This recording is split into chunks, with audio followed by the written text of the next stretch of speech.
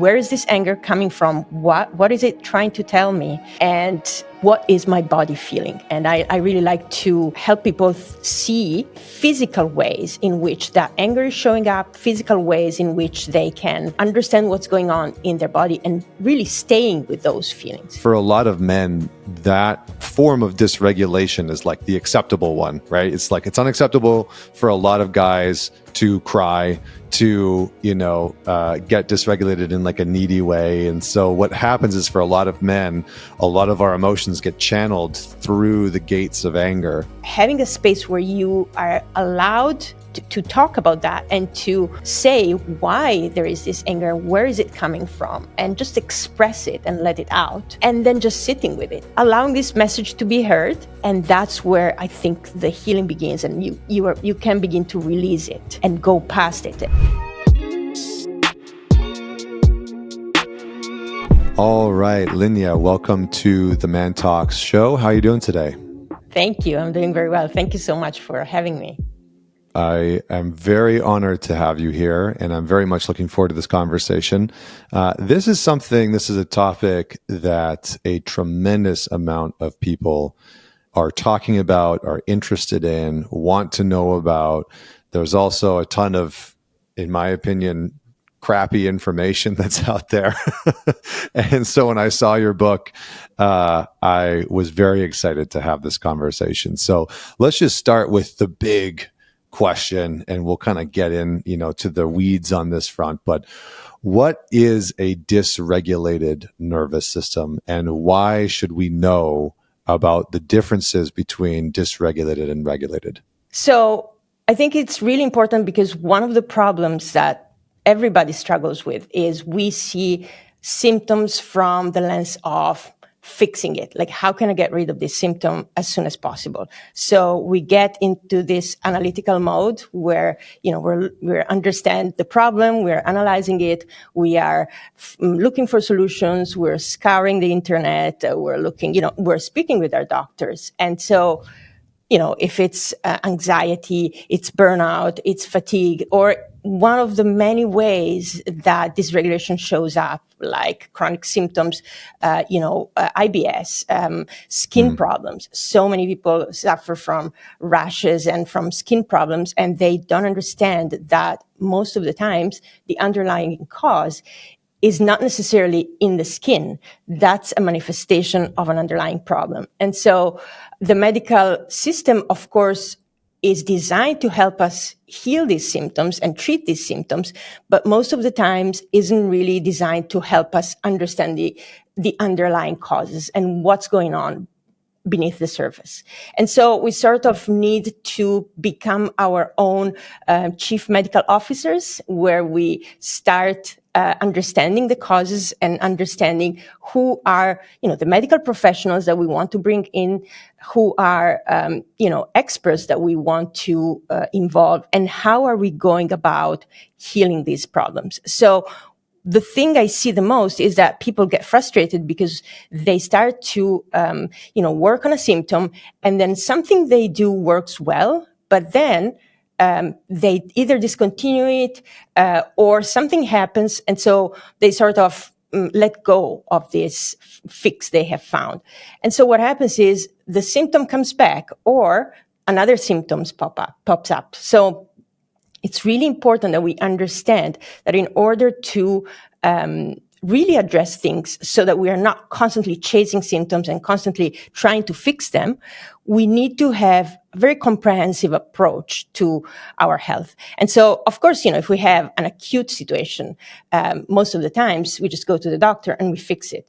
But when it comes to symptoms that are much more complicated, again, like anxiety, autoimmune conditions, burnout, chronic fatigue, chronic pain, and even things that are very common, and I see this very much with young men or men in general.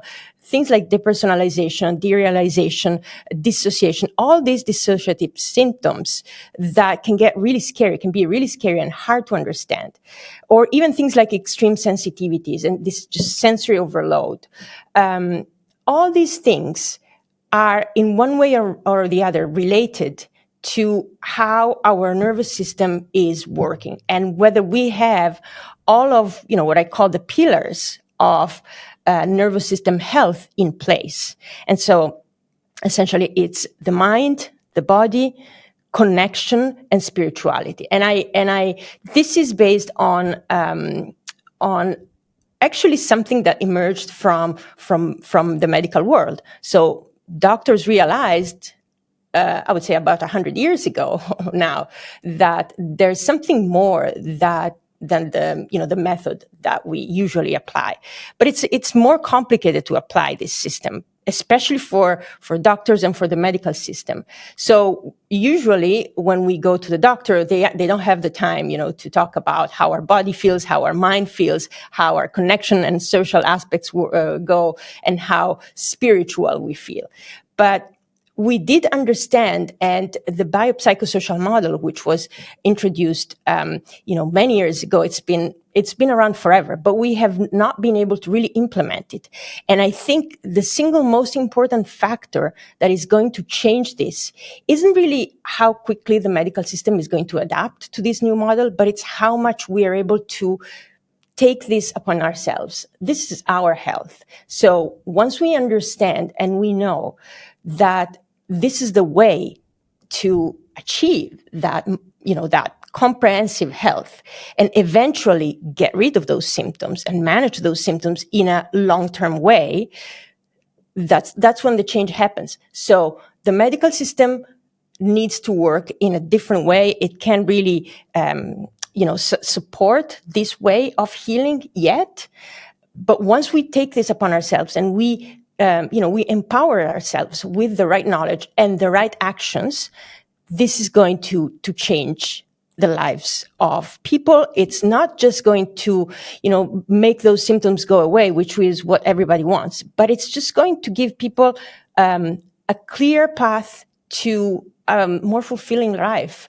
To, we have the research. We know very well that one of the single most important predictor of happiness, I don't like to use the word happiness, but I would say fulfillment and a sense of thriving, is connected to how do we feel connected to something that is larger than ourselves. So once you start having this comprehensive vision of these four pillars, you are really able to get there. So you're not only getting rid of the symptoms, but you're really starting to thrive. Yeah, it's interesting because I talk a good amount about the nervous system as well, and it's something my mentor, who's been doing Gestalt therapy and developmental psychology for 40 plus years, talks extensively about how our nervous systems wire and our brains wire up very, very early on, in utero, in the first couple of years of our life. It's incredibly important developmentally for our brains and our nervous system. But I think one of the things that I've been talking about and trying to make sense of lately is, one of the things I've been saying to people just in general is that individuals with a regulated nervous system are going to be, it's going to appear like they have a superpower more and more and more as human beings continue to merge more and more with technology. And I think we've seen this with social media, where social media in a way hijacked a lot of our nervous systems unintentionally and just almost immediately, because suddenly we had this external vehicle where we could present our beliefs, our feelings, our emotions, what was happening in our internal landscape, and we could just spew all that out onto social media. And so in a way, we kind of wrapped our nervous systems with social media. And you can see this in a lot of people's behavioral patterns when they're interacting with social media, right? They're flying off the handle, they're emotional, they're reactive. It's all of that stuff that's getting activated, and I think that their nervous system has a lot to do with that. So it's interesting from a health perspective, as you're talking about, and as we're going to go very deep into, I think. But I think it's also interesting from a social perspective and how we interact with one another. Let's let's take an even broader look, because I'm interested to hear what you have to say about this. How do you describe to people, just in sort of a layman's way, what the nervous system actually does? What's its core function? Why is it there? Why is it important? Well, I mean, there's many ways there's many lenses through which we can approach this, but I think one of the most helpful ways to understand it is that the nervous system really shapes our experience of reality. So it's like a lens that takes in all this sensory information, and based on that sensory information, creates an experience in our brain and in our body. And so it is really the way through which we experience our internal world and our external world. And it also is what guides all the other organs and systems in the body. So it's not just the way we perceive ourselves and the world around us, but it's also how that information then decides how our body should respond, and how, our coping strategies, emotional reactions, etc., should be. And so that's why when you're trying to have this comprehensive vision of health that we're talking about, this is really the core of it all. So that's why nervous system regulation and nervous system health is health, because you can't really, there's no other ways in which you can influence the processes that happen in the body, like the nervous system. The nervous system is what really brings everything to life. So it influences how we perceive our mind, how our body feels, which is what really determines our everyday life. It determines how we connect to other people, and that it's also that thing that allows us to go beyond ourselves and to really think about what exists beyond us. What is that big thing that I feel connected to? Yeah, I've always thought about it as like the bio interface with reality. It's Yes. like we have our brain, which is like the processing center for how we interface with reality, but then our nervous system is like the data collector of all of our senses, including the energetic senses that we normally don't think about, right? I think I was having a conversation with a group of friends the other day, and I was like, when you think about the statement that 80% or whatever it is, 80% or 90% of communication is nonverbal, we sort of take that statement for granted, because what it's really saying is that your senses and your body are picking up on a tremendous amount of information that you're not even cognitively aware of. And it's that information that is running through the body, that energy is running through the body. And the more attuned that we are with what's happening in our body and our nervous system, the more that we can pick up on that energy, on that communication, on that information. What are some of the quote unquote symptoms of a dysregulated nervous system? Like if somebody's nervous system is out of whack, what's that going to look like? What's that going to feel like? What's going to be happening inside of them? So I would say that the best way to understand this, rather than just focusing on single symptoms, because symptoms can vary a lot, but it's really understanding what's happening. So a regulated nervous system is able to move through different states of arousal and come back. So we may feel, nervous, or, have a big reaction, a big emotional response, right, to something.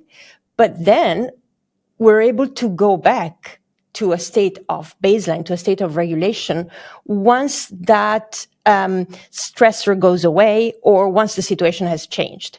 And so the crucial thing for a regulated nervous system is that it's able to really return down to states of rest, and essentially go back to a state of deep rest, which is a fundamental state for the body and the brain, because it's where all of the repairing and rejuvenating processes of the nervous system and of the body happen.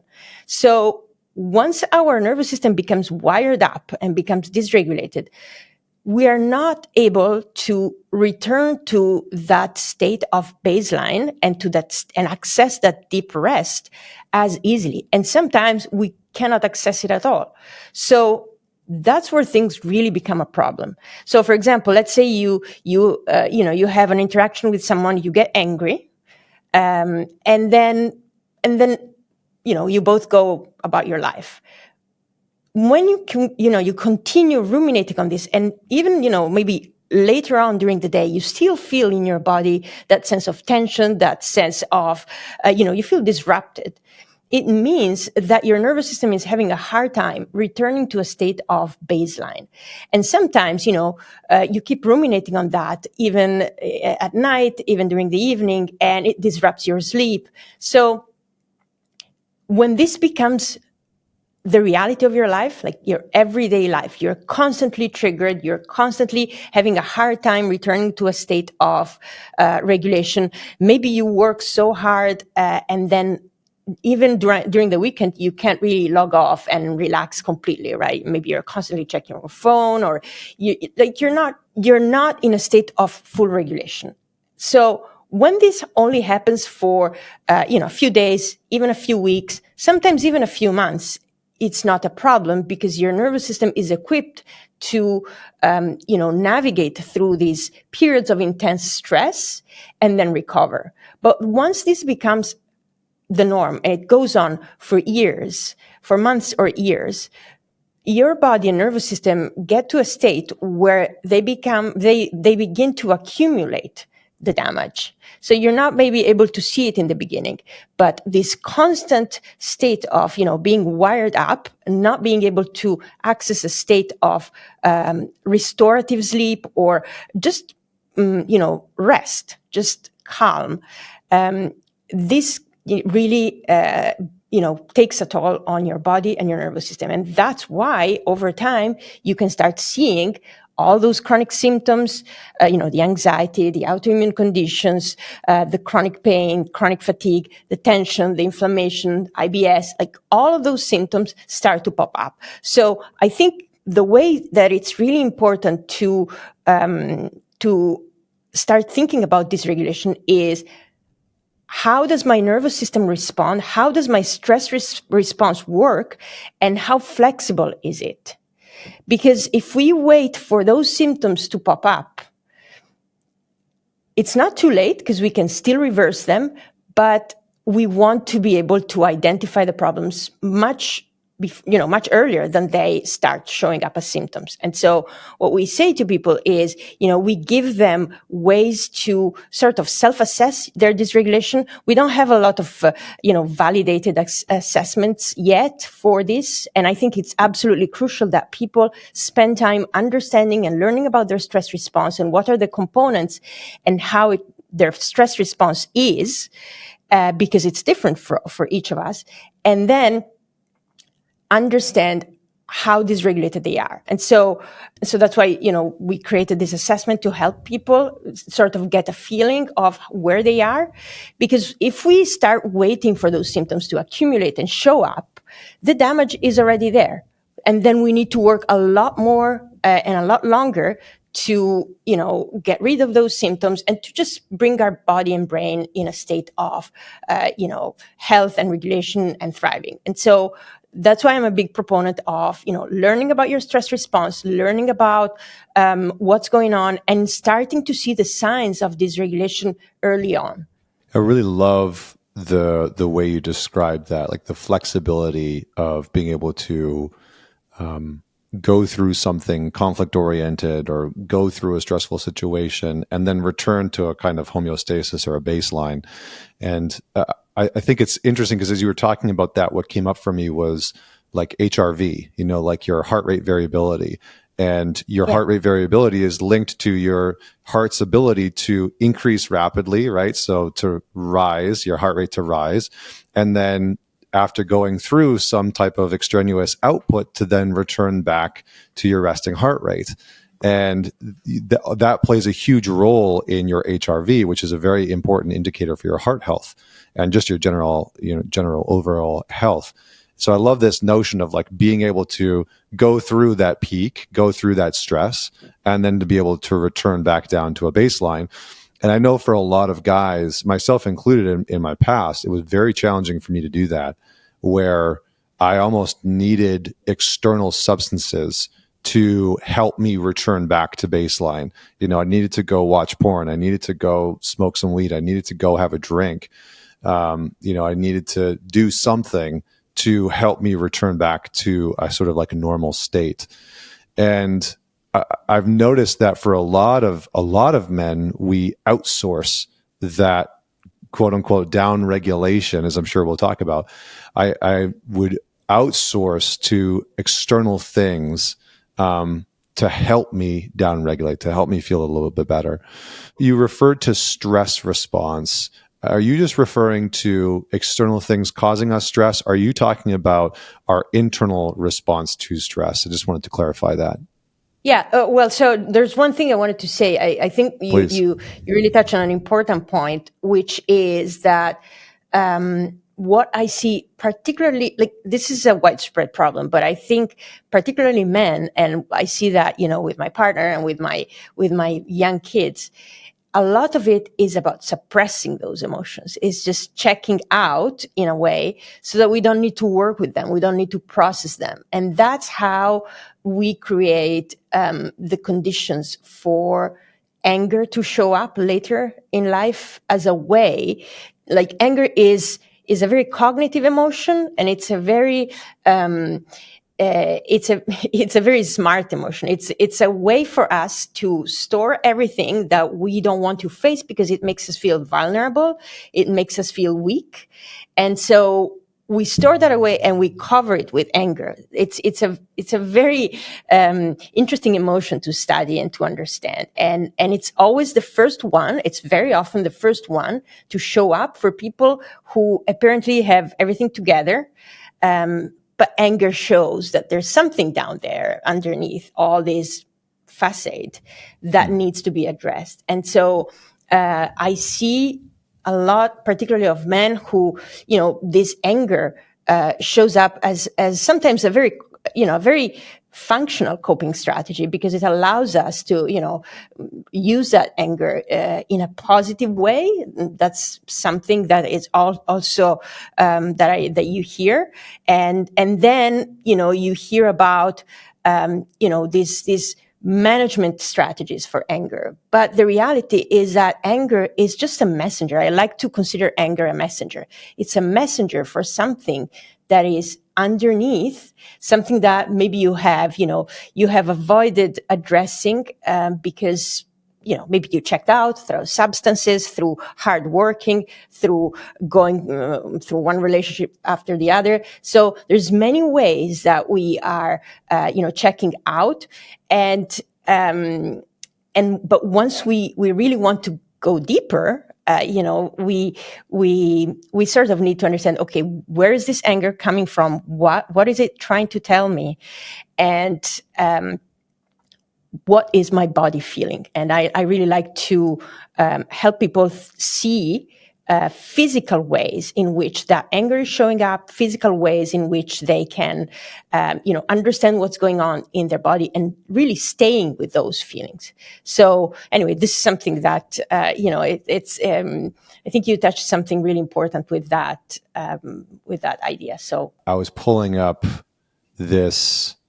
It's a poem by David White. I'm not going to give you the whole thing because that would be excessive. But I was pulling up this poem by David White. He's this like Irish English poet, and he's done some great writing. But he wrote this book called Constellations, and in the book he basically does a poem on different words. And so he'll take the word anger and then he'll write about it in this very poetic way to define the meaning of anger. And so I pulled that up. It says, I was going to read you the first line because I think what you're saying is so relevant, that anger can be a very meaningful emotion that we've often discarded, men and women alike. I think we've sort of disregarded it from our culture. But he said, anger is the deepest form of compassion for another, for the world, for the self, for a life, for the body, for a family and all our ideals, all vulnerable and all possibly about to be hurt. And I love that notion that anger is the deepest form of compassion, right? That it's actually trying to protect, it's trying to evoke some form of action. And he goes on later. I'll just give you one more line that I found to be very interesting. He said, "What we have named as anger on the surface is the violent outer response to our inner powerlessness." I always loved that line. I always thought that was so good, that when anger is showing up in a really, especially in like a really volatile way, that often what we're experiencing internally is some type of emotional powerlessness that maybe we don't know how to communicate and we don't know how to express, but it's there, you know, it can be very strong. So on the note of anger, how do you help people identify when they're feeling anger, where they're feeling it, how to move through it, or how to process that emotion? Because for a lot of men, that form of dysregulation is like the acceptable one, right? It's like, it's unacceptable for a lot of guys to cry, to, get dysregulated in like a needy way. And so what happens is, for a lot of men, a lot of our emotions get channeled through the gates of anger. And so I would love to just talk about that for a little bit. So how do you help people identify that? And then how do you help people who maybe get very dysregulated when it comes to the emotion of anger? So I think, again, the first thing is seeing it as a messenger, because it really changes your perception of it. And so if you start seeing it through the lens of self-protection, like, you just described, it's a meaning we attach to this protective reaction that is happening beyond our control. And it's essentially a response that our nervous system gives to something that feels unfair, feels threatening, feels beyond our control. And as I was saying, it's interesting because it's one of the first emotions to surface in the early stages of a healing journey. A lot of times it's at least I see this a lot with women in particular. It's a response to some family dynamics, because sometimes, we don't feel, we don't feel like we are allowed to be angry with our family. And so it really feels uncomfortable to experience that anger. And so it can lead to a lot of confusion, feelings of shame, feelings of guilt. And so the typical response is we try to go to cognitive strategies and to behavioral control. But often it doesn't work. And the reason is because this is something that we learned as a coping strategies when we were young. And it is a way of protecting ourselves from these overwhelming feelings of pain, of sadness that we didn't really know how to handle when we were kids. And, maybe we picked up the idea that we just needed to be tough and be strong and move on. And so at that time, it didn't feel safe to show these intense emotions. And so we bottle them up, we store them in our subconscious brain, and then they start popping up. And they are typically connected to specific bodily sensations that have been shut down, and they just resurface as anger, which is a more acceptable emotion, a more socially acceptable emotion that makes us feel less vulnerable. And so the interesting thing is that it can be triggered by things that apparently make no sense. So we feel angry for things that we don't really understand. And when we are healing, when we want to address those things, it's really important to create space to process that anger and really make space for those underlying emotions to come up. And so this exploration leads to understanding that there's something we need to accept, something we need to let go, something we need to process physically and emotionally. And that's actually what's causing us to remain stuck in that cycle of shame and anger. And so what I tell people is typically, first of all, to welcome that anger, because it's a sign, it's a signal that our nervous system is giving us. And it's tricky, but it's an easier symptom and it's an easier response than to deal with and to heal than chronic physical symptoms, right? It's ideally, if we could take that dysregulation and manage that stress response in that stage when it's showing up as anger, we could prevent so many more problems later on. And so switching to a kind, compassionate voice and speaking to that little wounded person that learned to use anger as a strategy. And I understand that that's really hard if you don't have a model for that, or if you don't have an environment that allows you to do that. But you can really be that advocate, be that warm voice for yourself. And that's something that has to do, with attachment, with a lot of things that we have learned in our lives, how to deal with stress, etc. And so I'm not saying it's as easy as switching to a compassionate voice. It's a long process, but that's the way. Like, the way is learning to speak to that anger, to that person inside that's showing anger, that is angry, switching to this compassionate voice. So allowing whatever it is, that sadness, that pain, to come out without feeling ashamed of it. Being able to be with that person inside yourself that needs to accept those feelings of vulnerability, powerlessness, pain, and feel the body sensations that are associated with these emotions. Feel those body sensations, which we typically try to shut down with checking out and all the other things, right? Yeah, right. I mean, like, I think that's one of the big things for a lot of guys is like, it's I can kind of hear some of my audience is like, well, that shit's intense. It's like, I think for a lot of guys that are out there, it's like, it's like, well, I feel like I want to punch a hole in the wall, or like I want to kick something, or it's like, if sometimes it's a very intense experience internally. And I remember Jack Kornfield once talking about, I think he was working in a workshop talking to an individual who had rage problems, and his advice to him was, you need to sit and build tolerance. You actually need to sit when you're feeling that intensity and learn that you're safe with that intensity. And that always stuck with me because it's something that I used to do when I would feel very angry.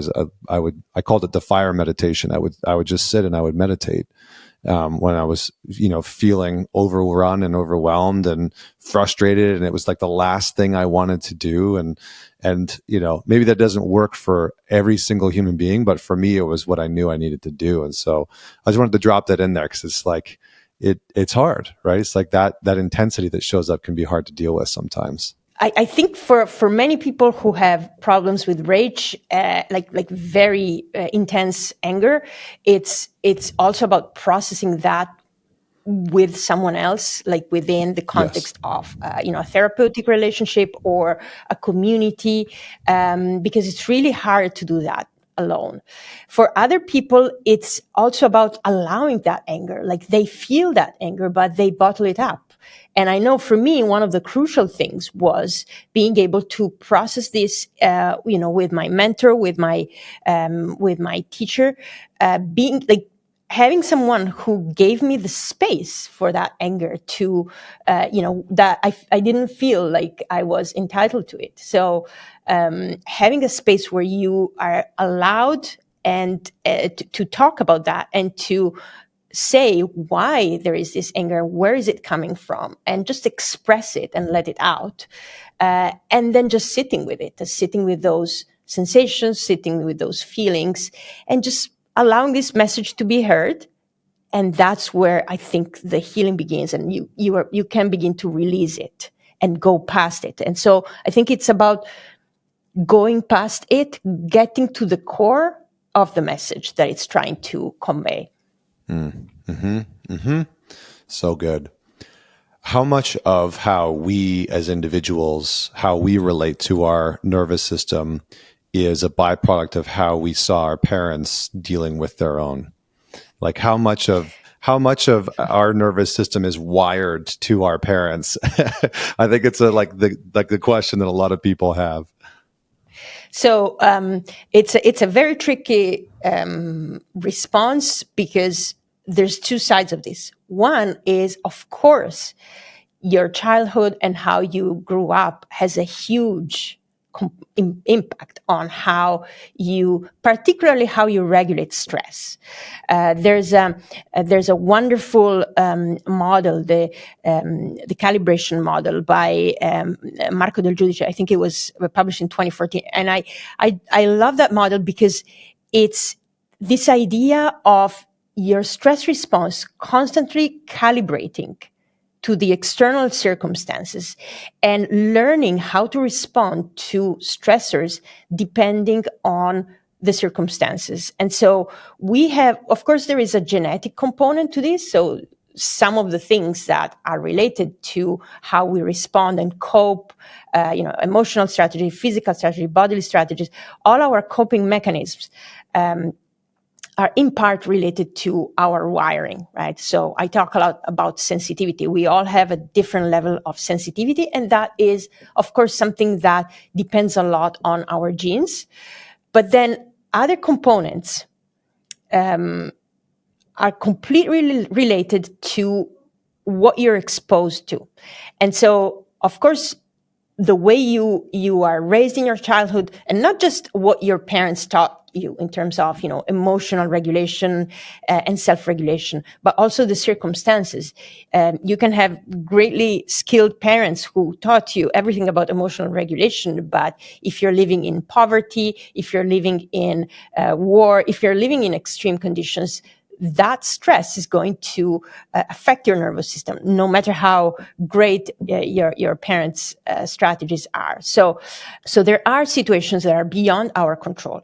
But I think the really important thing and the really important message that this calibration model gives us is that this way of responding to stressors gets recalibrated throughout life. It's not fixed. We can train it, we can change it.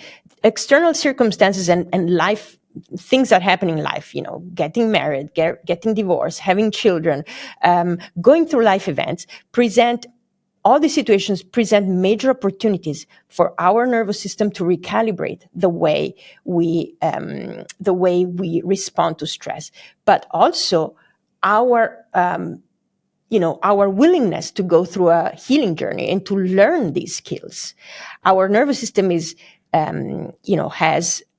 tremendously flexible and can really change, and can be reshaped in many ways. Our stress response can be reshaped. And so, yes, there's a lot of this that is determined in childhood, but that does not mean that you're stuck with it for the rest of your life. You have plenty of opportunities and plenty of ways to change that. Now, of course, if you are struggling with a situation where you have accumulated, a lot of traumatic stressors in your life and a lot of adverse events, it can feel overwhelming. It can feel like you are disempowered. But what I really want people to take away is that, yes, those adverse circumstances are tough and they have definitely taken a toll on your life. But on the other hand, you have the power to change the situation one little step at a time. It is absolutely possible to get out of, that sense of disempowerment, that sense of overwhelm, that sense of, not being able to do anything to help yourself. I couldn't agree more. And it's interesting because as you were talking about that, I had memories of my son testing my stress response. And then he does this wonderful thing. He's just this beautiful little hellcat. He's got such a big energy and he's very playful, but he's a boundary tester for sure. He's like in that mode where everything is a boundary test. And, he's going through the no phase, but he's also going through the phase that when he hears no, he has to do it. And he's gotten into this habit that I've noticed where he'll test a boundary and then he'll look straight at me to see what I'm going to do. and it's like, are you going to be okay? Are you going to react? Are you going to respond? Right? Are you going to lose your temper? Are you going to become stressed out? And it's funny because as you were talking, I had this moment the other day where it had just been a long day, and my wife was exhausted, and I'm trying to wrangle him and like put his pajamas on and get him ready for bed, because she usually reads him stories and then put him to bed. And he is just being a tornado. Like, he is not listening to anything. And it's like 8 o'clock, I'm exhausted. And I'm definitely like, I'm starting to like lose my patience, and he can tell, and he thinks it's funny, I was like, oh man.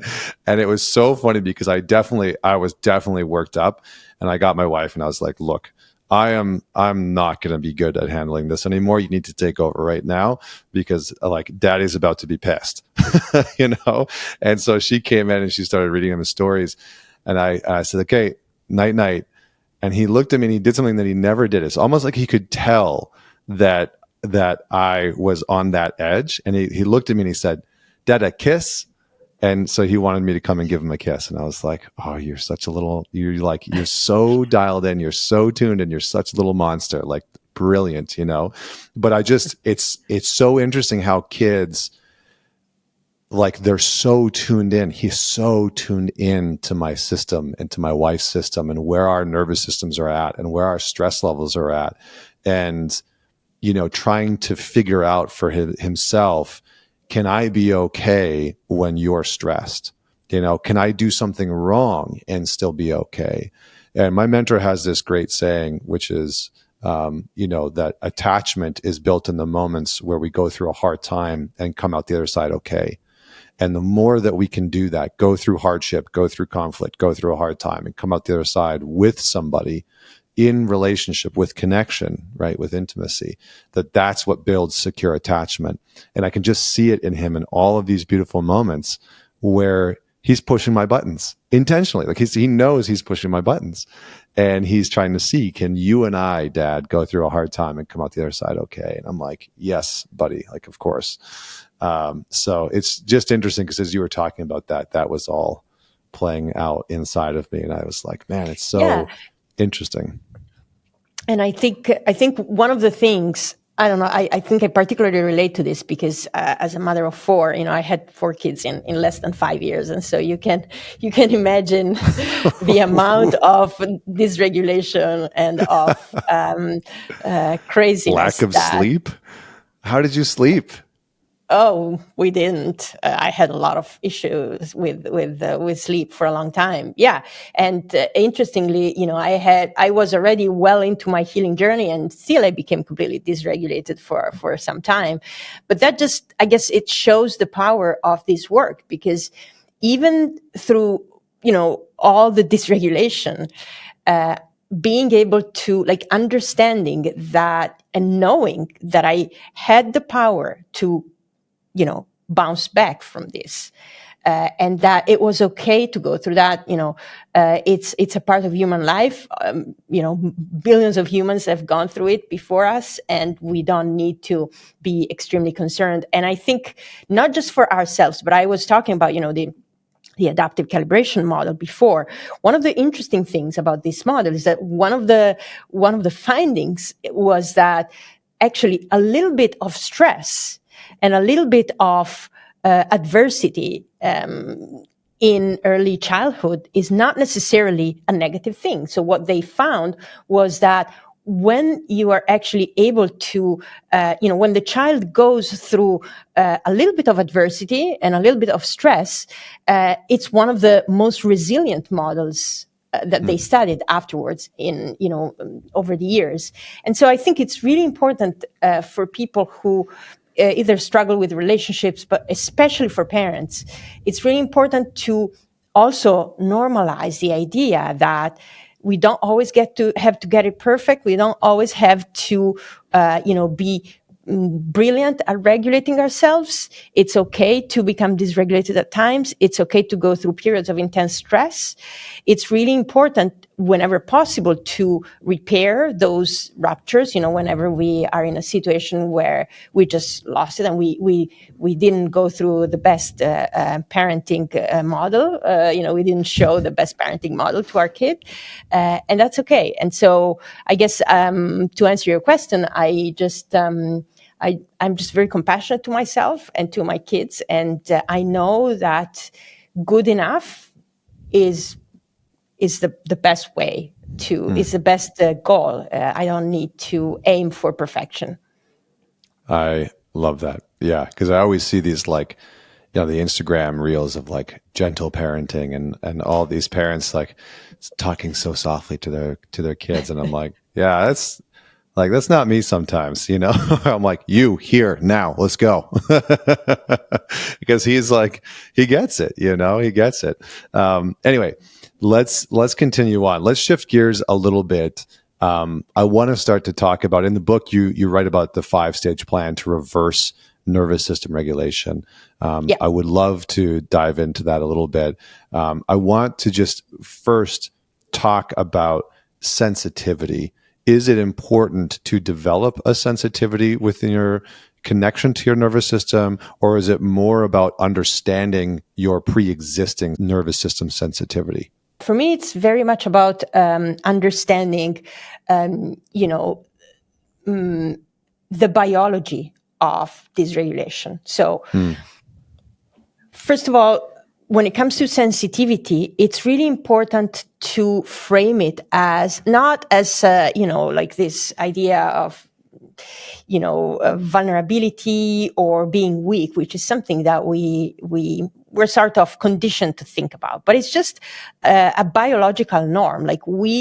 All sentient beings, across species, have a different way of responding to external stimuli. So there's some of the individuals within a species are more sensitive and some are less sensitive. That's just the norm. And we all fall somewhere on that spectrum. And so we know, the research has now shown that it's a spectrum. It's not like something that you have or don't have. We're all sensitive to a certain degree. So there are some people who are more sensitive, who respond more to external stimuli and to internal sensations. And there are people who are less sensitive. So it's not about, being, there's no better option. There are advantages and disadvantages with, being highly sensitive and with being less sensitive. So of course, those who fall on the lower end of the spectrum of sensitivity are more resilient in many ways. They are more biologically, it's biologically easier for them to get over certain stimuli.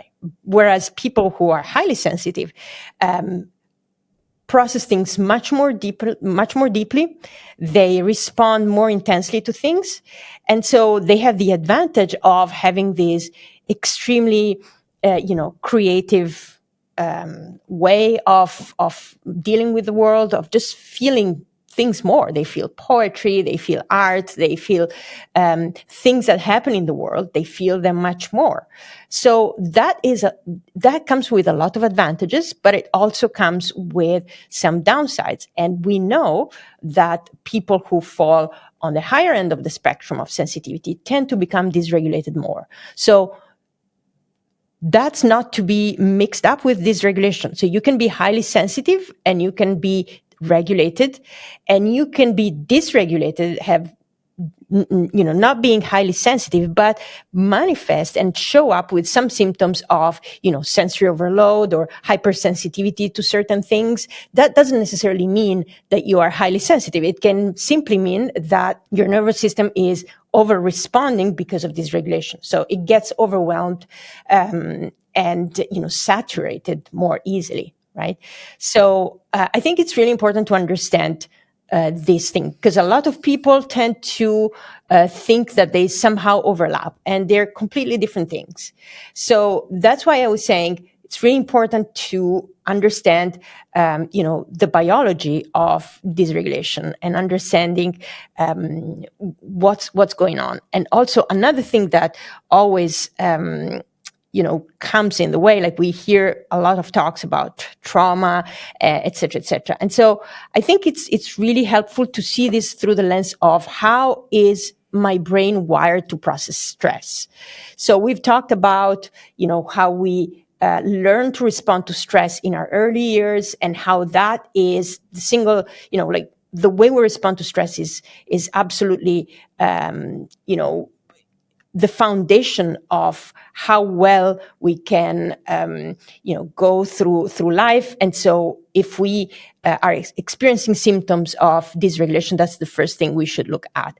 But it's also important to understand that the way our nervous system has learned to respond to those stressors can be influenced by our fear response.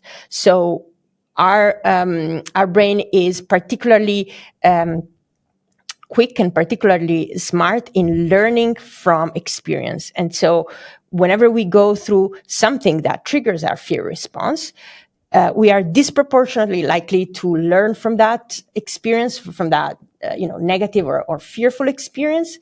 And so this, again, is a very good feature when you are, when you need to survive in an evolving world, when our ancestors needed to survive. But today it can lead to some consequence, to some unwanted consequences. Like, for example, we can become highly dysregulated and highly activated when we experience things that leave a trace, that leave a memory that becomes embedded in our nervous system. So there's a lot of talks about, everything being trauma, or on the other side, like on the other side of the spectrum that we hear, just get over it, nothing is trauma. And so I think we need to somehow return to a balance here, where we understand that there are terrible circumstances, and we don't get to define what are the circumstances that people find overwhelming. But what matters is that when your nervous system becomes overwhelmed by the circumstance, by adversities, it's really important to know that your body is very well equipped to process those things and to essentially flush them out over time. It may take time, and it's completely normal to go through, depending on how difficult it was for you, and depending on the circumstances, it could take time to flush out those difficult responses. But in the majority of situations, your body and brain are equipped to get over it, and to eliminate it over time. There's a small component and a small number of situations where this can lead to conditions like PTSD, etc., that require help and require treatment. And then there are situations where you get a sort of alarm embedded in your nervous system. And so, for example, you went through a particularly overwhelming experience, and then over time, whenever something triggers that memory in your body and brain, you feel overwhelmed all over again. And so that doesn't mean it's PTSD. That doesn't mean you need to feel like you are at the mercy of this response. So I think understanding all these different pieces and sort of putting them into context and learning to build a coherent narrative of your life, and understanding, this is my degree of sensitivity. This is what led to, this is how sensitivity impacted my life in a positive or in a challenging way. And these are the events that brought me to having this set of coping strategies. Like, putting together all these pieces of the puzzle is really going to help once you go through that journey. So building really this coherent narrative and understanding what the biology of dysregulation, what role it plays in this narrative.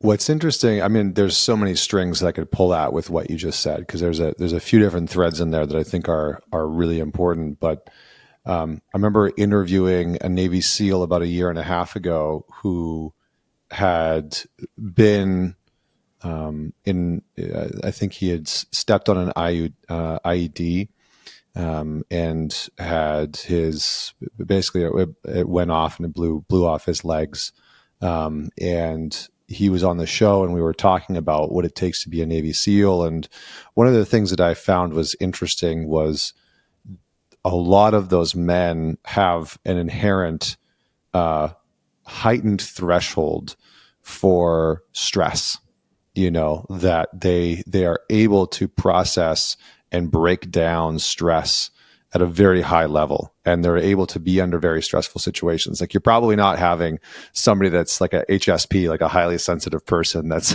that's a Navy SEAL out on the battlefield, right? Like going through buds. Like, that's probably not going to happen.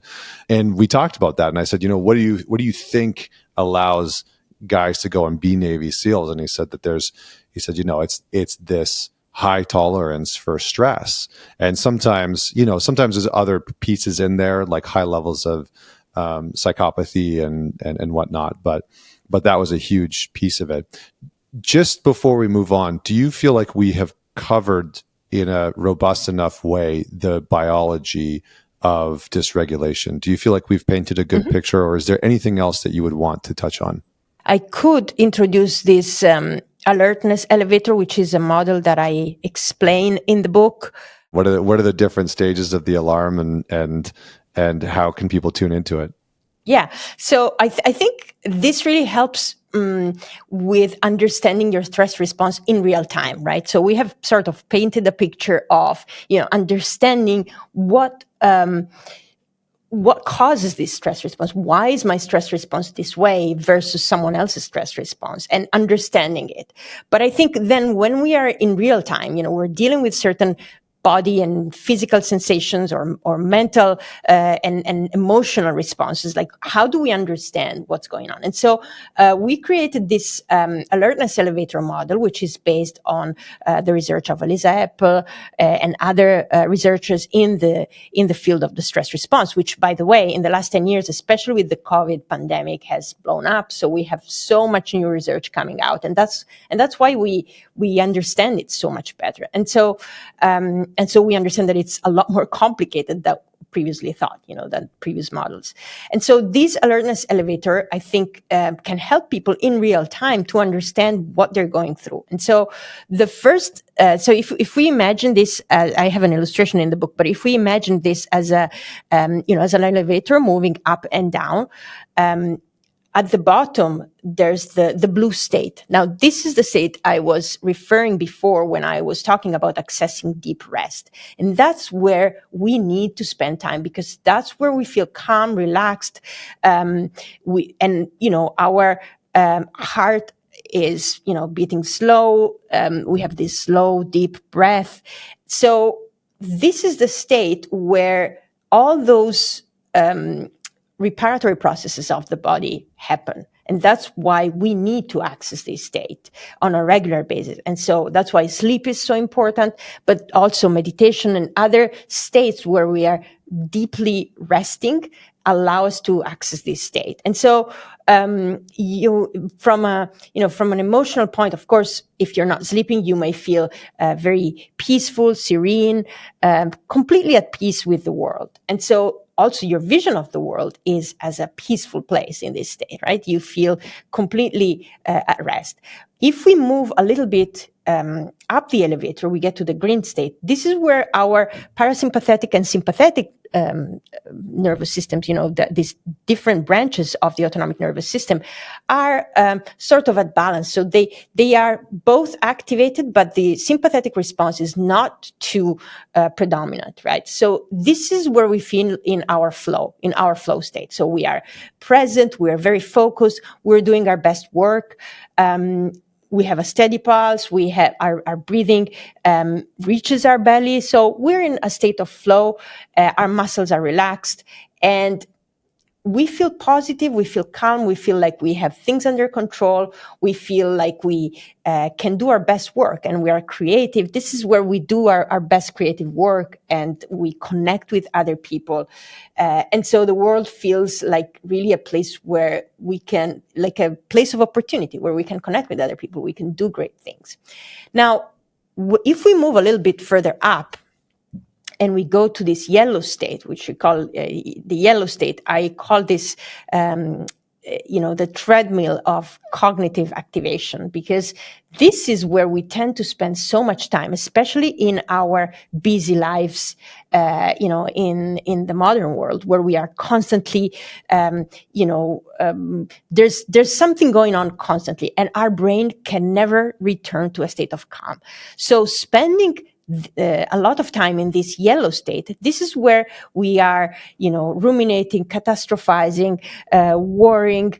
We have all these stream of thoughts, stream of worries going on in our brain. And so this is where our nervous system really feels unsafe, because it's like there's a constant little stress, little threat going on in the background. And so when we spend a lot of time in this state, it becomes much harder to go back to the lower states. And then, of course, there's the extreme, the red state, this extreme response, which is a full-blown fight or flight response. And it's the traditional one that we hear a lot about. But we don't necessarily need to spend all of our time in this red state, in these big emotional responses or big physical responses, to eventually, accumulate the damage that leads to dysregulation. Because if we spend most of our days and sometimes our nights in this yellow state, constantly ruminating, constantly thinking, constantly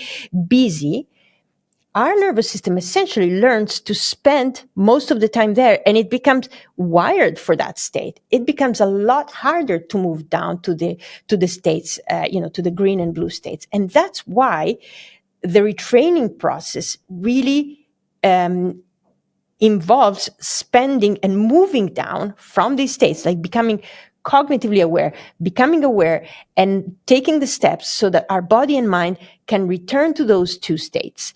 And this creates a process where our nervous system and our stress response learn to let go. And so that inflexibility, that rigidness that we discussed in the beginning, that is associated with dysregulation, can return to a state of flexibility and regulation, because we learn and we teach, and we have to sort of force our nervous system to go back to those states in the beginning, but then it becomes, it learns again to go back to those states. And so the more you practice it, the more times you teach your nervous system to go from an activated state back to that green or blue state, the more this becomes an automated response, and the more your nervous system learns to return to that state. And so the more time you will be able to spend in those states, which is the whole purpose of healing and doing this journey.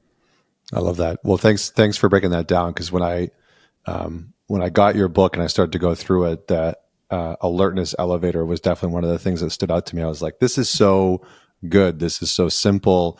People can, it's a good visualization of, like, you're starting to get elevated and moving into these more stressed states. The alarms are going off in your body, et cetera, and then to be able to move down into this more calm, grounded place. And so I really appreciate that orientation. Let's close out with spending some time on the 5-stage plan to reverse nervous system dysregulation. So where does all of this begin? So, I would say it begins in the structure, which is essentially a foundation of the 5 states. And the structure for me is essentially behavioral and everyday habits that we can start taking on that really supports the work. So things like, physical movement, but especially, I would say, especially for people who have a high degree of sensitivity, it's about giving the right sensory stimuli to your body and brain. And so, there's a wide range of things that go from, nutrition, circadian rhythm, sleep, et cetera, et cetera. And these things really provide a foundation, right? Because it's really hard to take on a healing journey if you don't have, the basics, at least starting to get them right, like sleep, starting to work on sleep, starting to work on nutrition that doesn't, further dysregulate you. So I would say that is like a sort of premise to the whole thing. But I was going to say, I was going to say, like, if you're pounding Red Bulls at 10 o'clock at night, and and when you wake up in the morning, it's probably going to be pretty hard to find a good, calm, balanced, regulated place. And I think the nice thing that is, that you've laid out is like stage number one is awareness. And I feel like we've been kind of inadvertently talking about this throughout this conversation. Like recognizing your nervous system patterns, I think, has really been a big part of what we've been discussing. But is there anything Absolutely. that you want to lay into that? Is it about really understanding the physical sensations? So it's a lot about what we just discussed, but I think one crucial thing that is absolutely foundational to the awareness stage is what I call the pause, like really creating a space between your whatever trigger, whatever situation you're going through, and your response. Like giving that time is what creates that space for something new to emerge. So it's not just about becoming aware and paying attention to the fact that you're having this response and why this response is happening. But it's also taking a moment before you go to your habitual coping strategy, which can totally be, what you do next. But creating that space, that gap, is what with time allows something else to emerge. And so that's where, we start laying the foundations for this work. So that's why stage one is so important, to create this habit of not going immediately to the response, but just slowing everything down. Especially, for example, we talk about anger. So that's definitely one of the examples, right? Instead of like going full blown, get angry, but just give yourself some time before you do whatever coping mechanism you are used to do. And that's the first step.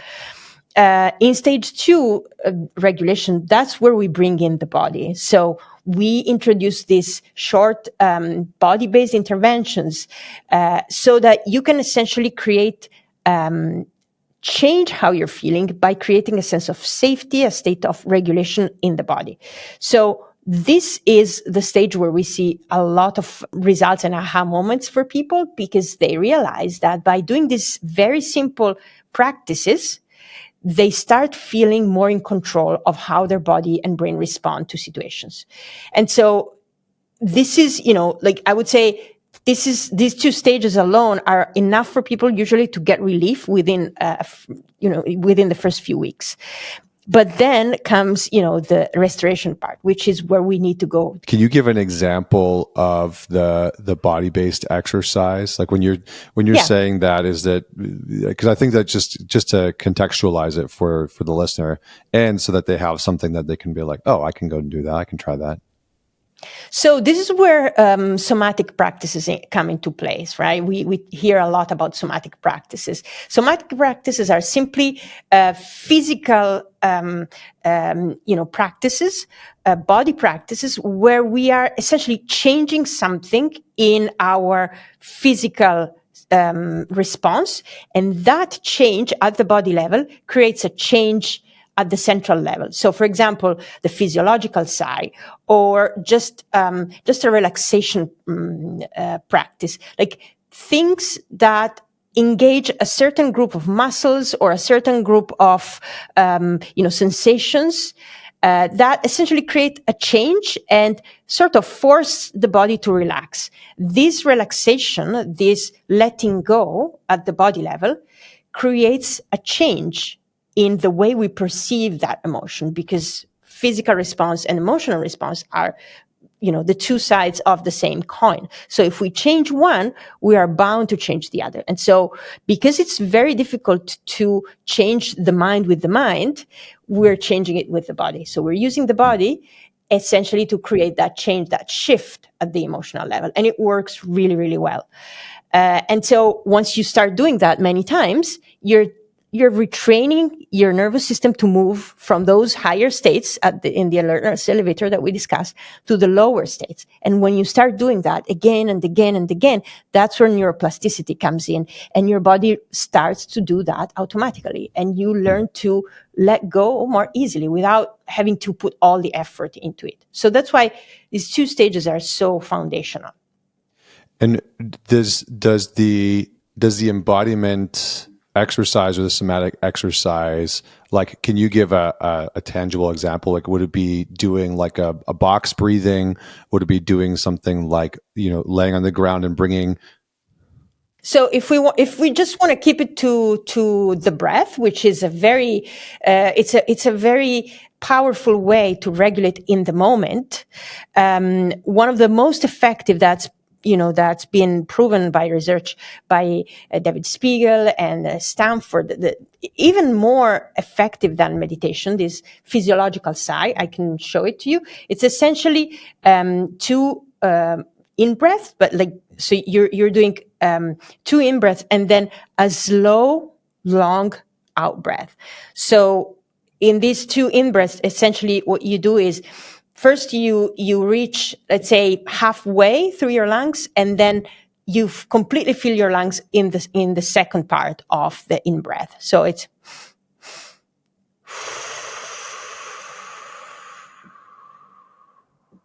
like you're really the out breath is really, really long and slow. And if you do this several times, it completely changes your biology and your regulation in the moment. So it's one of the most effective practices to regulate in the moment. If you're experiencing anxiety, etc., it's just really, really powerful.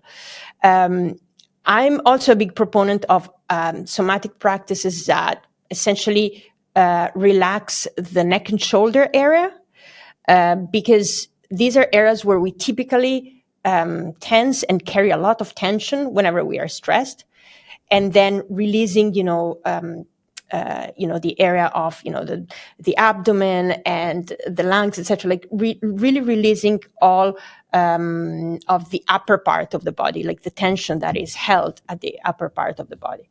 And so I have a few practices in the book that I show, but yeah, really, I think depending on what people prefer and what their specific areas of tension are, they can, mix and match and choose different things. But I would say start with the physiological side, and then test all these other ways to essentially release different muscles groups.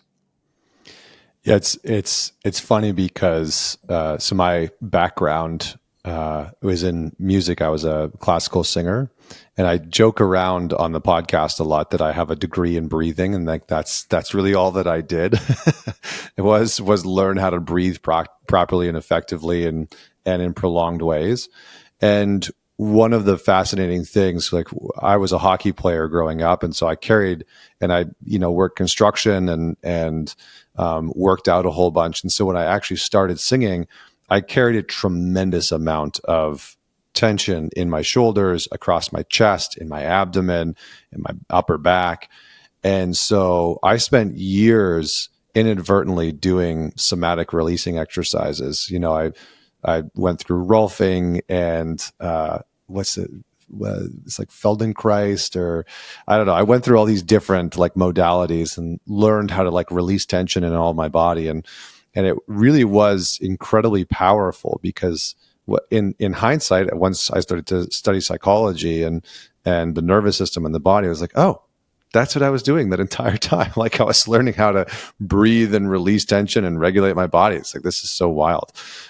So yes, I'm sure that people can definitely refer to the book because there's some really, really phenomenal exercises in there. And we'll have the link for that. Okay. Restoration. Let's get into restoration. Yeah. How do we begin to rebuild that nervous system flexibility? What's important? So restoration is where you really go to the tough things, right? So you work on things like, attachment, you work on things like, traumatic stressors and things that have really created and accumulated that damage over time. And the reason it's so important to not do it before and to address this after stage 1 and 2 is because if you go straight to those really tough things, it can really backfire at you, because in stage 1 and 2, you're building the basic tools that you need in order to regulate yourself and to sort of bring down a little bit, like bring down a notch your level of dysregulation. So restoration is also a great time to work with a therapist if you can and you're willing to do so, or with a group. So this is where you really go and work on all those coping mechanisms that we discussed before, like anger, or like what are the things that are really constantly showing up in your life that you need to address and that require digging deep into, your demons and the things that scare you. So when you are equipped with those tools before you go there, you are much more likely to stick with it because it's less scary. You have learned how to create a sense of safety in your body, even in a state of activation. And so you're able to, process all those things and know that you can return to safety. And I think it's still really important to go through this stage with some help.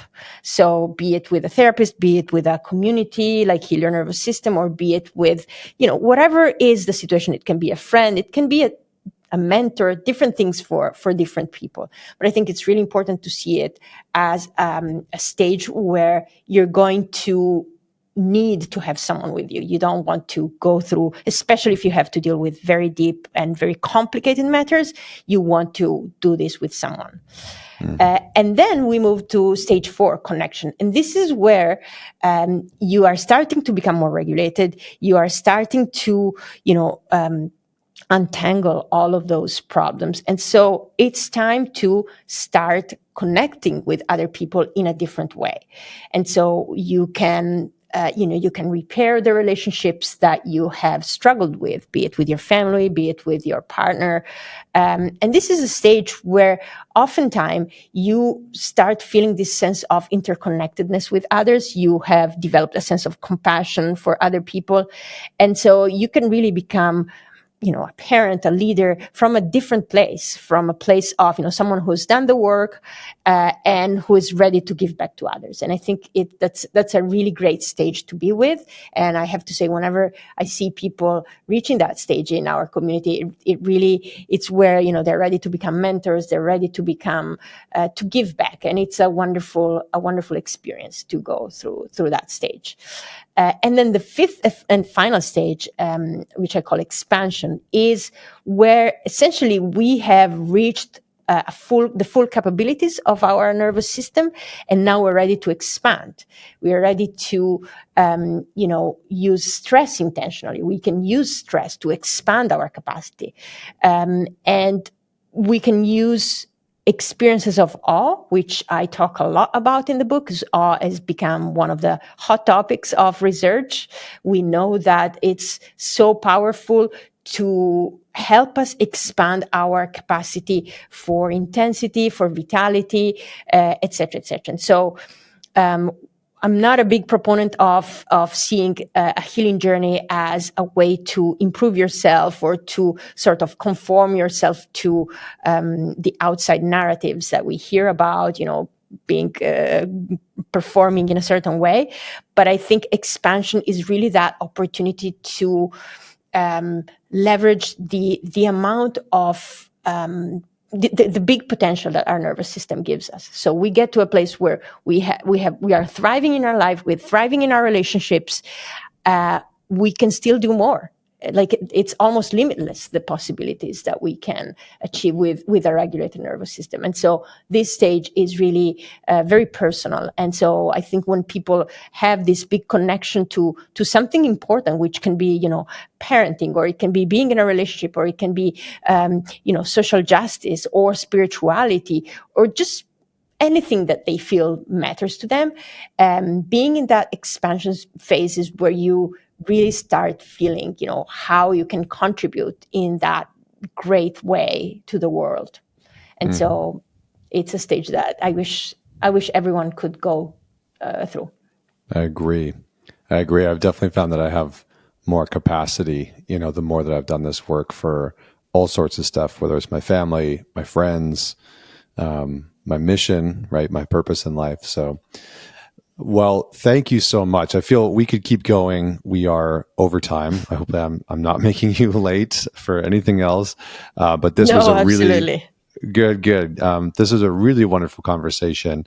And I'm sure that people have lots of questions. So we might have to have round two at some point. But for I'd everyone love that's to. out there listening, where can they go to learn more about you, your work, and the book? So they can go to healyournervoussystem.com or find me on Instagram. We're also about to release a YouTube channel, so soon they will find me on there too. Yeah, and then of course they can find the book anywhere books are sold. And I look forward to connecting with you, with your audience. Awesome. We'll have all the links to that in the show notes. Definitely go check that out. I can't believe that you got healyournervoussystem.com. Well done. Well done on that domain. That's amazing. Crushing it on the SEO I marketing. guess I guess it was before this was became mainstream, right? I guess so. Yeah, you nailed it. That's well done. For everybody that's out there listening, this is definitely an episode to listen to with your partner, with your friends. This is something to man it forward, to share it with somebody in your life that you know is wanting to regulate, wanting to heal their nervous system, wanting to find a better sense of grounding and calm. So definitely man it forward, send it to them. And as always, thank you so much for tuning in. And until next week, this is Connor Beaton signing off.